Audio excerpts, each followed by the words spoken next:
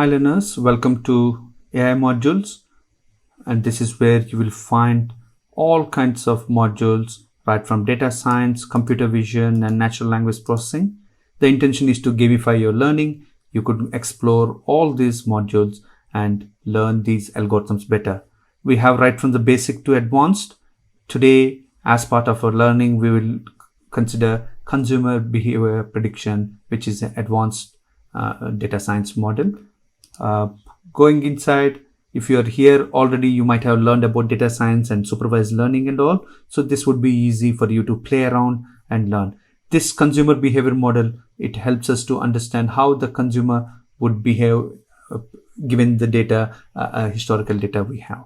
Okay, whether the customer is going to buy or not. Okay, so we recommend you to go through this literature over here. The objective is for the machine learning to predict the probability of a consumer buying pattern so that we can take business decisions. We have this data set over here. If you might see here, there's gender, age, estimated salary and purchases in the past. So all these put together, we have data set consisting of 400 individuals, and we consider this from the UCI repository. We have these 4 features to train the algorithm. And as usual, we found we always use this 5-step method, which we'll go through now. And then data sourcing, you get the data from the right source and in right format you have, and then you do EDA and find out the interrelationships, interdependencies, and then feature engineering and feature extraction, and find out which variables are having better predictability power. That happens in this stage. Once you have those, you select an algorithm using based on the problem statement, which algorithm will work fine. You will select over here and then go for model optimization. You tune the parameters so that you get better accuracy, and finally you deploy it, be it web or cloud. And here we are going to give you the code which you could use and try solving new problems. Going on, as I mentioned, you please go through this literature over here, and you have code over here. Find out in model building what you will do. For this model, we are using naive Bayes method algorithm we are using, and then data validation and how we are doing it, and finally the deployment. We recommend you to get some Flask skills, additional skills if you are really interested in deploying, and those all things you will learn. And then data sourcing, here is the view of the data set.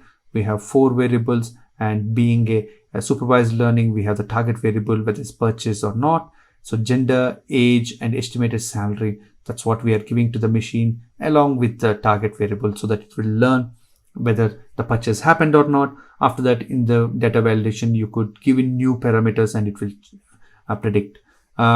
Proceeding with the model building, here we are using naive Bayes classifier. Then here you have data train and test size you could decide over here, and not much to do with the naive Bayes classifier. It's a simple one, so you could explore about the classifier over here. From the scikit-learn data source, we have here Gaussian NB, and then priorities and smoothing. You would learn all these things in your data science class, how this naive Bayes works and these parameters, how they affect on that. But most of them are not to be fed other than the data. So you could learn about what are priorities and variable smoothing, all these things over here. Not much to give as input, but we could check the accuracy and find out 90.3% accuracy is a good one. And then confusion matrix, you find, but buy, not buy, it is good. It's a little bit of errors. That's why we have a little bit less accuracy. However, the confusion matrix looks good.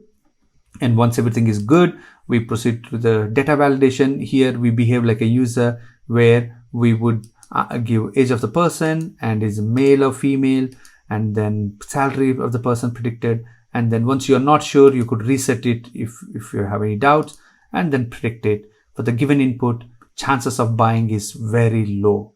So we have given very low, and the probability stands at 100%. That means it is definitely saying that with this, the person may not buy. Okay, you could play around this and identify how this model is predicting.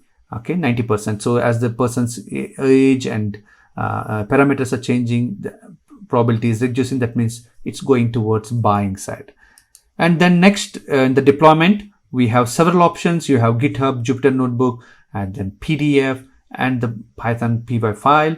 You could choose an option, click on that, and you will get a particular format, and you can use that code readily in solving real-time problems. We encourage you to take the code and use it in your models.